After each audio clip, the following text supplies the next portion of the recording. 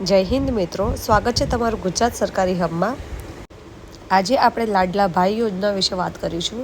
આ યોજના દ્વારા રાજ્ય સરકારનો મુખ્ય ઉદ્દેશ્ય છે કે યુવાનોને સ્કિલ ટ્રેનિંગ આપવી, તેમને નોકરી માટે યોગ્ય બનાવી શકે તે રીતે તાલીમ આપવી અને ત્યાર સુધી તેમને માસિક ધન સહાય એટલે કે સ્ટાઇપેન્ડ આપી આ 1 વર્ષની તાલીમ સાથે રોજગારીની તકો પણ વધારશે। મિત્રો, મહારાષ્ટ્ર સરકારે લાડલા ભાઈ યોજનાનો પ્રારંભ કર્યો છે, જે એક આવકારી અને યુવાનોને આત્મનિર્ભર બનાવતી યોજના છે।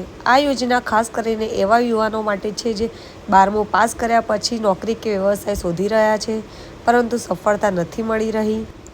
ગુજરાતમાં લાડલી બહેન યોજના જેવી વિવિધ યોજનાઓ સફળ રહી છે।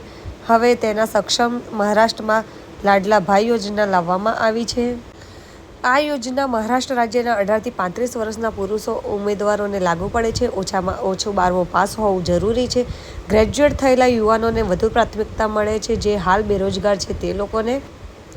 યુવાનોમાં આત્મવિશ્વાસ વધારશે, ફ્રી તાલીમ સાથે ઇન્કમ મળશે, બેરોજગારીના દરમાં ઘટાડો થશે, સ્કિલ ડેવલપમેન્ટ દ્વારા નાના ઉદ્યોગો પણ રોજગારી આપશે। આ યોજનાનો લાભ કેવી રીતે મળશે? તો સરકાર દ્વારા નોંધાયેલા ટ્રેનિંગ સેન્ટરોમાં તાલીમ મળશે।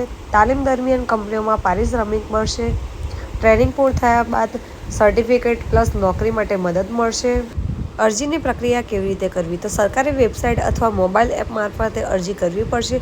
સરકાર ટૂંક સમયમાં ઓનલાઈન ફોર્મ શરૂ કરશે। તમારું આધાર કાર્ડ, શૈક્ષણિક પ્રમાણપત્રો, ફોટા વગેરે જરૂરી દસ્તાવેજો અપલોડ કરવાના રહેશે। મિત્રો, હવે આ યોજના માત્ર મહારાષ્ટ્ર પૂરતી સીમિત નથી। ગુજરાતમાં પણ લોકો માંગ કરી રહ્યા છે કે લાડલા ભાઈ યોજના જેવી યોજના અહીં પણ શરૂ થાય। સોશિયલ મીડિયા પર આવા ટ્રેન્ડ જોવા મળ્યા છે કે ગુજરાત માટે પણ લાડલા ભાઈ યોજના હોવી જરૂરી છે। શું તમે પણ આ યોજના ગુજરાતમાં શરૂ કરવા માંગો છો? તો અમને આપનું મંતવ્ય જરૂરથી કમેન્ટ બોક્સમાં કમેન્ટ કરીને જણાવો।